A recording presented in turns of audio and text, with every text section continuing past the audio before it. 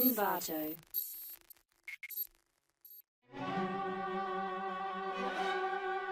The P40, Italy's killer World War II tank you may have never heard of. Italy was not renowned in World War II for its tanks, which tended to be light and poorly used on the battlefield. But the Italian arms industry did produce interesting designs, some quite formidable.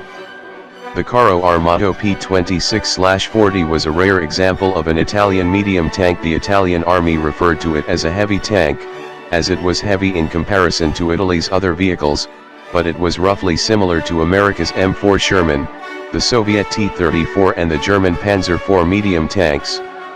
Manufacturer Fiat Ansaldo began design work in 1940.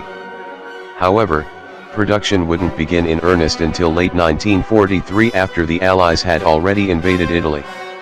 The war in Italy then descended into a near stalemate as German and fascist troops with the Italian Social Republic, a satellite regime which sprang up after Mussolini was deposed, kept the Allied armies at bay.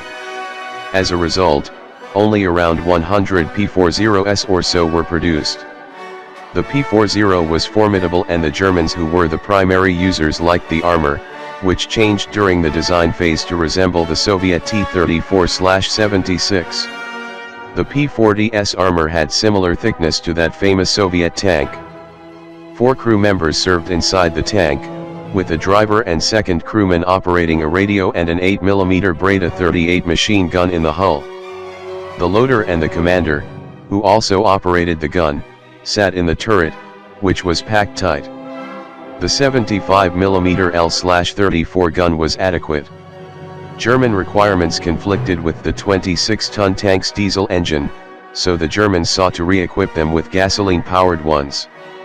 In some cases individual P40s lacked engines altogether, so the Axis removed their turrets and shipped them to the front lines as static anti-tank guns. The tank had no internal intercom system, which, coupled with the confined space, made it an unpleasant vehicle to operate.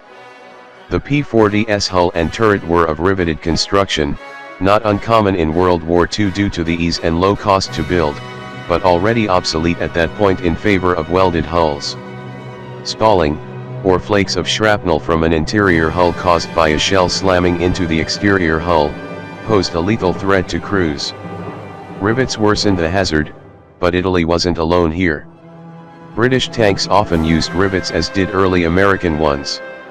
It's worth noting the T-34 had a welded, not riveted, hull. In the end, the Germans and Italians were willing to overlook the P40's shortcomings, the armor being the main one, as they were badly losing the war. An Italian medium tank, it was an oddity and too few in number, but still a threat to Allied counterparts on a tank-per-tank basis. It also arrived far too late to affect the outcome of the conflict, and it's unlikely the P40 would have made much of a difference had it arrived sooner, although it could have given British tank crews a terrible time in North Africa had the Italians begun production in 1940 or 1941. By late 1943, the war had decisively shifted onto the European continent and in the direction of an Axis defeat.